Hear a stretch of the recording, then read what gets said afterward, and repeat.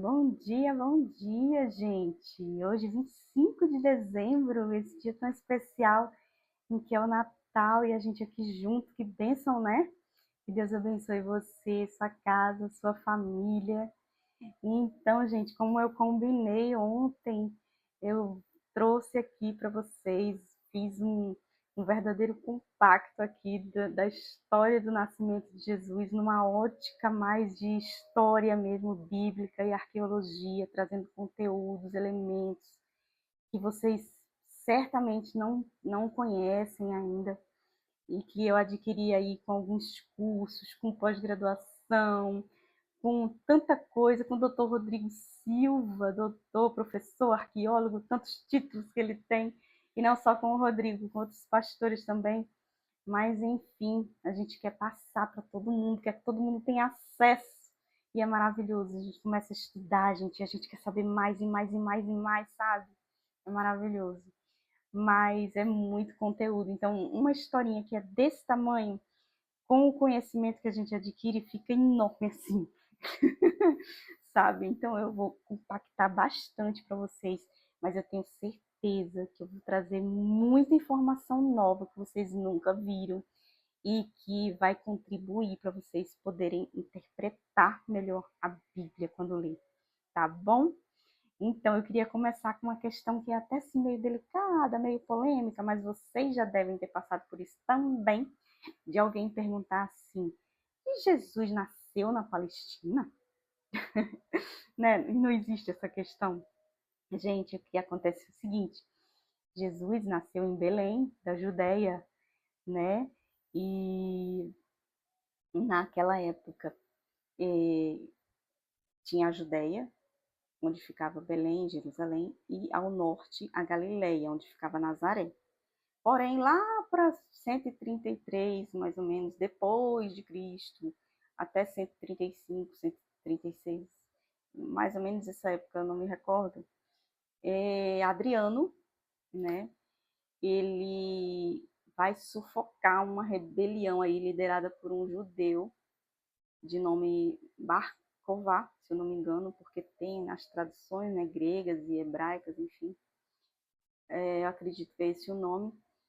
E esse judeu liderava essa rebelião, porque o povo judeu não aguentava mais estar sob o domínio do Império Romano, né? Então surgiu essa rebelião, mas os judeus perderam, Adriano ganhou, e o povo teve que se deslocar para outra região, né? O povo judeu. E a grande maioria foi para a Galileia, né? E aí é quando Adriano ele muda o nome da região da Judéia para Síria Filistina, com PH, que nem se escrevia farmácia com PH. Síria Filistina.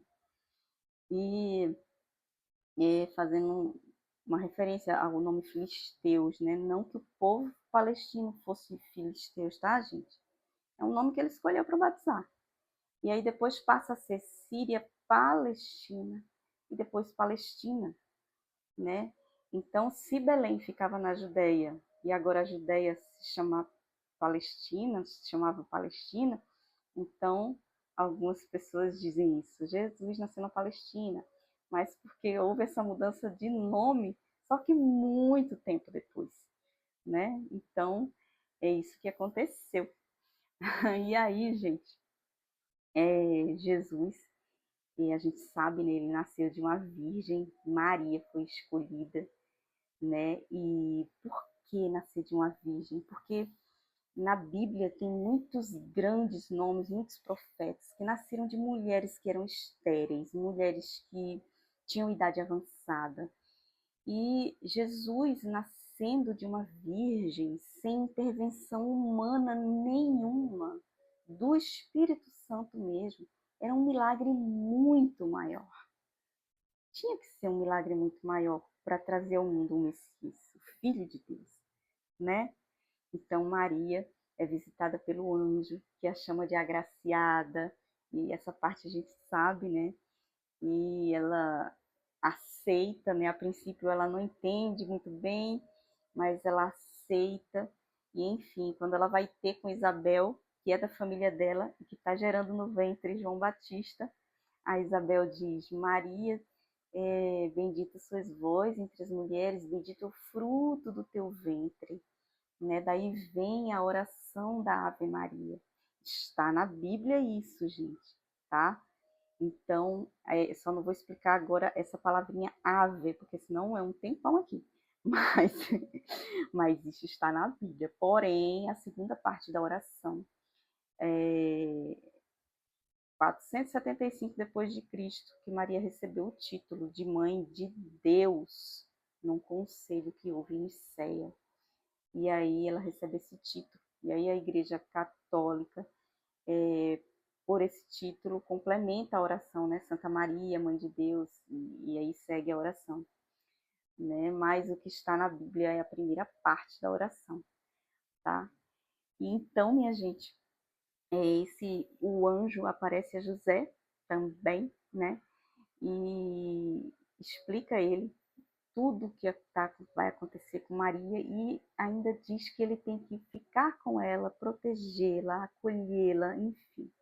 José, ele já tinha sido casado, ele era viúvo, tinha 6 filhos, né, que ao que os estudos indicam, eram 4 homens e 2 mulheres, né, e Maria não, Maria só teve Jesus. Tanto que quando ela está lá aos pés da cruz com João, Jesus, já quase morrendo, pede a João que tome conta de Maria, né, então tem essa questão aí de José e Maria. E aí eles casam, né, e estão em Nazaré, e é quando há o decreto de César Augusto de se fazer um censo, que nem tem um recenseamento do IBGE, só que nesse censo eles tinham que estar na cidade de origem, e a cidade de origem de José era Belém. Então, por isso que eles saem de Nazaré para Belém. E chegando lá, não são bem recebidos, porque a fofocagem já estava espalhada, e eles procuram a casa de parentes de José, e também não são bem recebidos, tá, gente? Porém, eles ficam nessa casa. E as casas, naquela época, era assim, embaixo ficavam os animais, ficava a cozinha a céu aberto por causa da fumaça. No primeiro piso ficavam 2 quartos, o quarto da família e um quarto de hóspedes, que é o que se chamava de hospedaria, que é citado na Bíblia. E eles também utilizavam o telhado em dias quentes para se refrescar, para olhar as estrelas, enfim.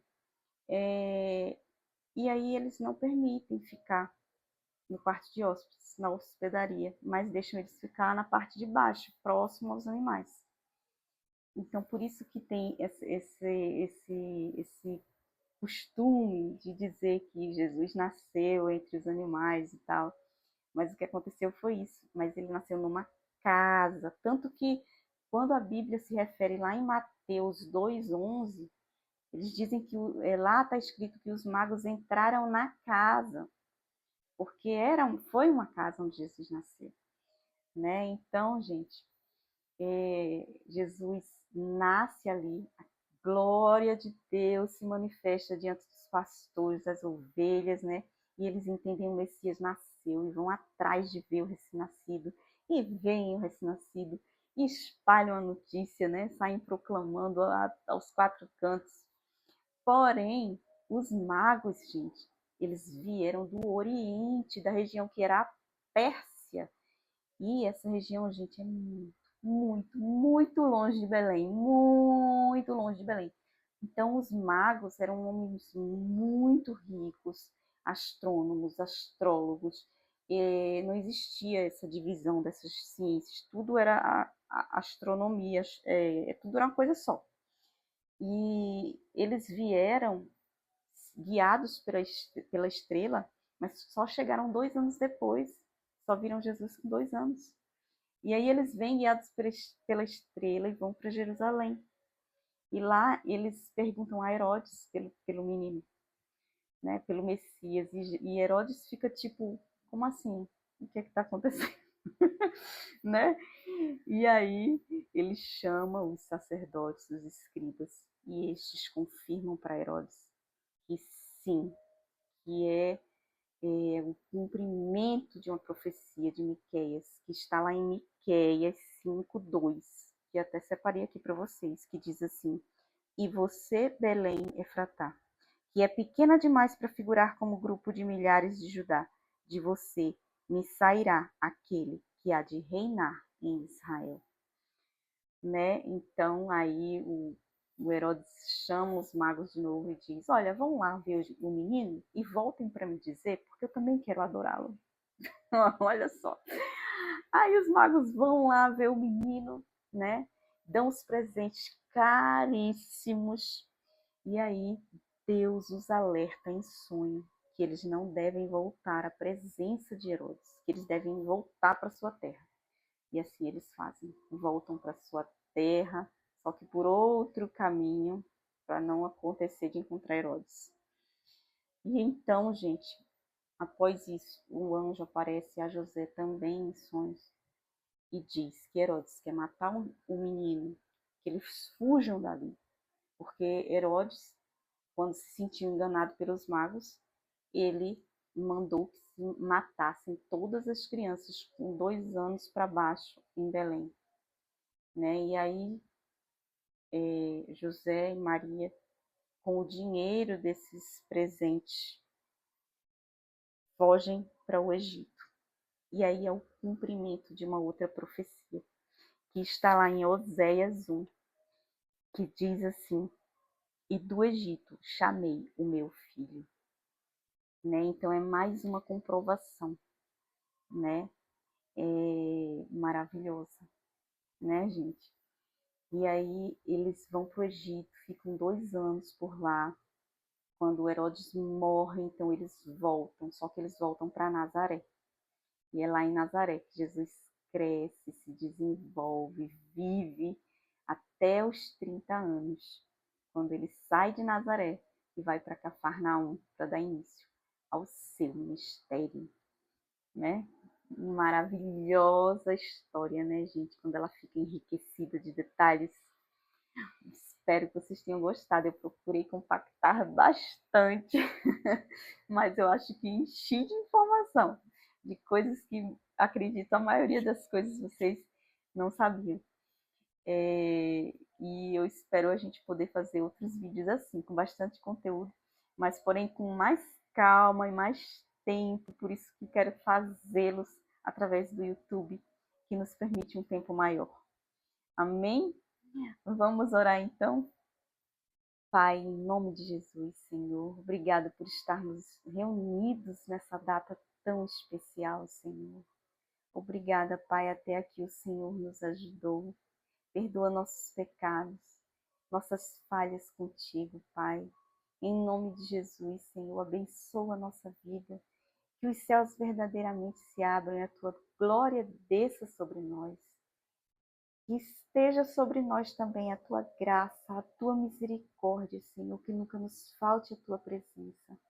Senhor, nos dá livramento de todo mal, desvia toda seta maligna do nosso caminho e nos provê de tudo que precisamos, Pai. Que possamos, Senhor, ver o extraordinário, conhecer o teu sobrenatural em nossas vidas, Pai. Em nome de Jesus, nós queremos, Senhor, a tua bênção todos os dias da nossa vida. Em nome de Jesus, nós te glorificamos, nós te honramos, bendizemos o teu santo nome e te agradecemos. Amém e amém. Amém, gente? Então é isso. Espero que vocês tenham gostado e compartilhem, curtam, comentem esse vídeo para que ele dispare aí, que a gente tem que cumprir nossa missão de cristão, né? Que Jesus deixou, pregar o evangelho a toda criatura, levar o evangelho a todas as nações.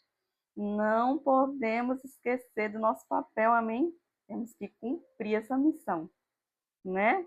Então seja também um semeador de amor do céu, amém? Que Deus abençoe você, sua casa e sua família, em nome de Jesus.